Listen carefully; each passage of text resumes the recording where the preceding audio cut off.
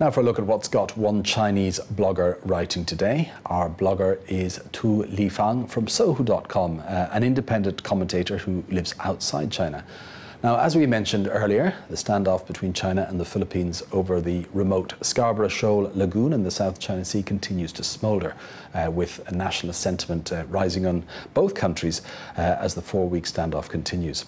The rhetoric's been stepped up in recent days a little bit. The Chinese Foreign Ministry said it had made all preparations to respond to any escalation of the situation by the Philippine side. The US has said it remains neutral in the dispute, although it has a mutual defence pact with the Philippines. While this incident began with a dispute about fishing rights, the arguments are not just about that. China claims most of the South China Sea, and it's in dispute with 6 countries over sovereignty issues. Now, the South China Sea carries a third of all shipping traffic, including half of the world's oil and gas, and it is thought itself to contain large oil and gas reserves for exploitation.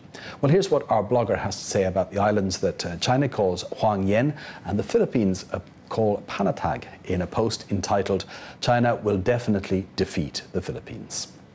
The Philippines is very close to losing, and all it has done is expose its poor diplomatic ability. First of all, although the Philippines has said it won't withdraw, it hasn't seized any opportunity to negotiate with China over any exchange of interests.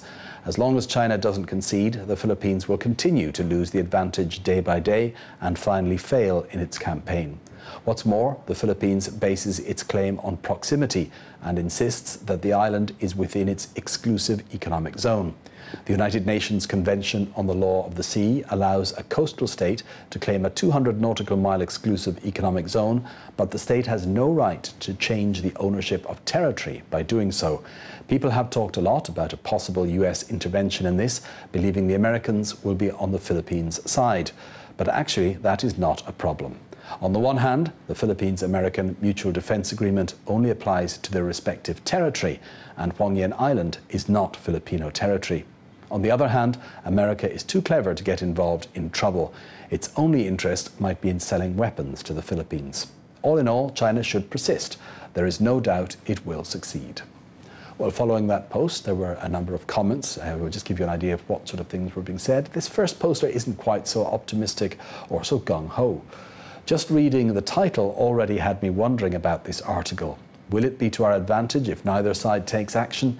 Just look at a map. Huangyan Island is near the Philippines.